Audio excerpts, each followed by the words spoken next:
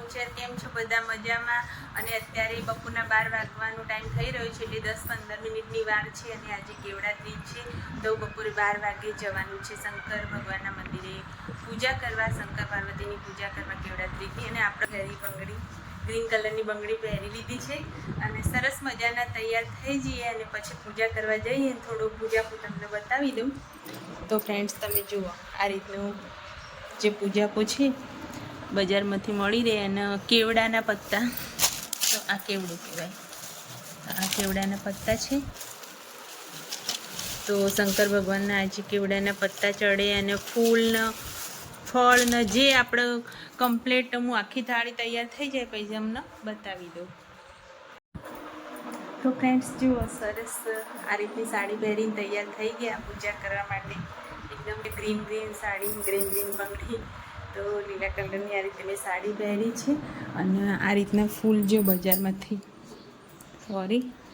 શ્લોકના પપ્પા સવારે લાવી દીધા હતા ફૂલ, કારણ કે મારે અત્યારે ફૂલ આવ્યા નહીં એટલે આજે આટલા ફૂલ મળ્યા હતા એ લાવી દીધા. અને આપણે પત્તા થોડા લાવીશું, તો બહારથી થોડું ફૂલ ને એવું આવ્યું હોય ને પત્તા હોય, થોડા બીલીના પત્તા. ફ્રેન્ડ્સ બીલી તો એકદમ જો ને એકદમ જીવાત થઈ ગઈ ને એટલે બગડી ગયું. તો કંઈને મંદિરેથી લઈ લઈશું બીલી, જાસૂદના પત્તા, પછી આ ગુલાબ આવ્યું તો ગુલાબ, આ બધું થોડું થોડું લઈ લઈએ અને થાળી તૈયાર કરી દઈએ.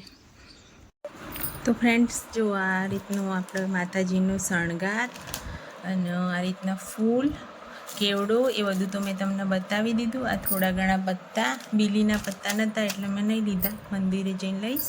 પછી એક કળશ પાણી ભરવા માટે, અને 5 અગરબત્તી, પછી ફ્રૂટમાં મેં લીધું 2 કેળા અને 1 સફરજન લીધું છે. અને આ પ્રસાદી 5 દિવેટોનો દીવો. અને આ રીતની આપણે માળા બનાવી ભગવાન માટે, રૂની માળા બનાવી. અને અહીંયા ગોળ લીધો, તો માખો ના બે એટલે મેં કોથળીને પેકિંગ કરી મૂક્યો. તો આ ગોળ એ ગણપતિને બાજુ ગણપતિની મૂર્તિ હશે તો ચડાવવા. અને આ રીતની પ્રસાદી આપણે માતાજીની લીધી, કેળા, સફરજન, એ રીતનું આપણે શંકર પાર્વતીની પૂજા કરવાની. ને આ રીતની થાળી આપણે તૈયાર થઈ ગઈ. તો આટલું લઈ અને જવાનું પૂજામાં. તો ચાલો મંદિરે જઈને મળીએ. અગરબત્તી પ્રગટા, અગરબત્તી આપણી નહીં કરી હો,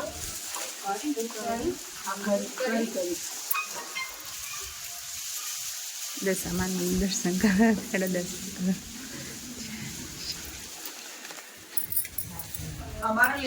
હા તમે આરતીમાં કરો એટલે અમે લઈએ. જય દશામાં.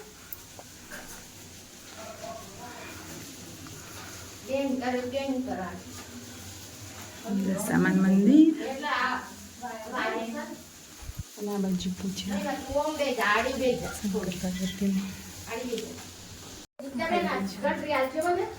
ઘંટડી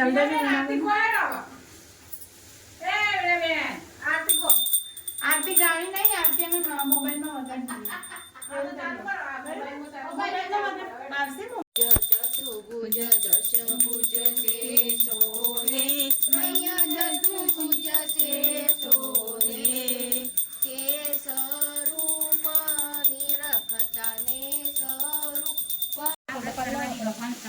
આપણે હે ને થંબનેલ મૂકવા માટે મારે તો ફોટો જોઈશે, કોણ પાડશે?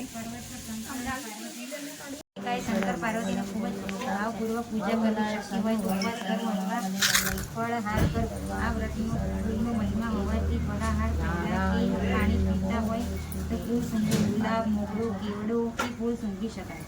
સાંજે ગાયનું પૂજન કરવું અને રાતના જાગરણ કરી ઈષ્ટદેવની સ્તુતિ કરવી તથા ભજનો ગાવા. આ વ્રત જે કોઈ ભક્તિભાવપૂર્વક કરે છે તેનો સંસાર ફૂલોથી માફક મધમથી ઉઠે છે અને તેની હર મનોકામના ઈશ્વર હાજરી કરે. ચોખા કાજળી. મોટા ભાગે કુંવારિકાઓ આ વ્રત લઈ શકે. જે દિવસે વ્રત કરનાર વહેલા ઉઠી નાહી ધોઈને સ્વચ્છ કપડાં પહેરી મહાદેવજીના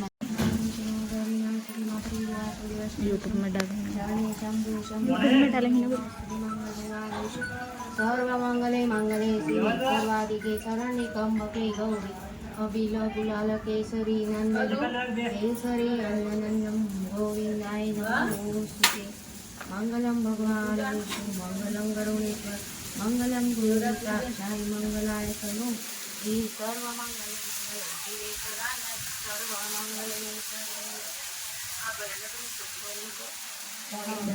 આ વ્રત અષાઢ વદ એકમથી શ્રાવણ વદ એકમ સુધી કરવામાં આવે છે. મોટાભાગે કુમારિકાઓ વ્રત કરે છે. તેઓ સવારે નદીએ જઈને નાહી ધોઈને કોળીનું પૂજન કરે છે. આ વ્રત કરનારે કાળા વસ્ત્રો પહેરવા નહીં.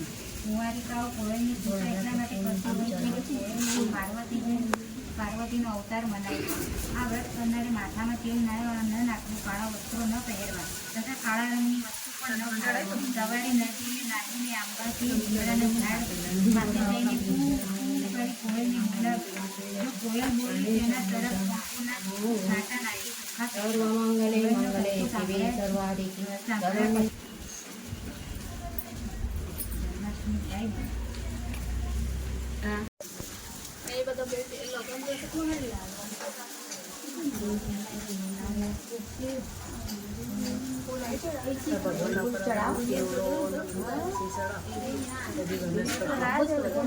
ભગવાનને ઢોકી દો. ભગવાન દેખાવ ના જોવા.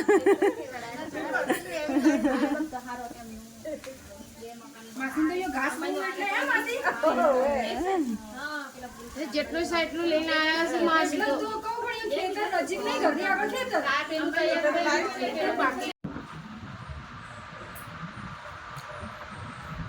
તો ફ્રેન્ડ્સ, કેવડા ત્રીજની પૂજા કરી દીધી અને અત્યારે બપોરના 2 વાગ્યા છે. 12 વાગ્યાના ગયેલા હતા પણ ભીડ હતી એટલે પૂજા કરી શાંતિથી.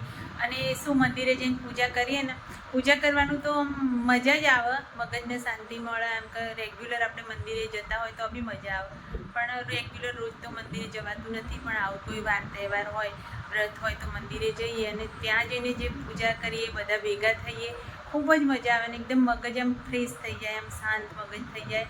તો અત્યારે 2 વાગી ગયા છે. પૂજા કરીને ઘરે આવી ગયા અને આપણે કેવડા ત્રીજની કમ્પ્લીટ પૂજા થઈ ગઈ છે. અને આજે તો આખો દિવસ ઉપવાસ, સાંજે પણ છૂટવાનું નથી, કાલે સવારે છૂટશે ઉપવાસ.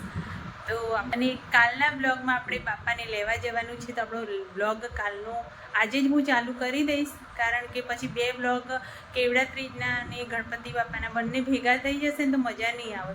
એટલે આપણે કેવડા ત્રીજનો બ્લોગ અહીંયા પૂરો કરીએ છીએ અને સાંજે આપણો બ્લોગ ચાલુ થશે ગણપતિ બાપાને લેવા જવાનો. તો બાપાને લઈશું, કાલે સ્થાપના કરીશું, ગણેશ ચતુર્થી છે. તો આગળનો બ્લોગ પણ જોવાનું ભૂલતા નહીં. વિડીયો ગમે તો like, share and subscribe. By.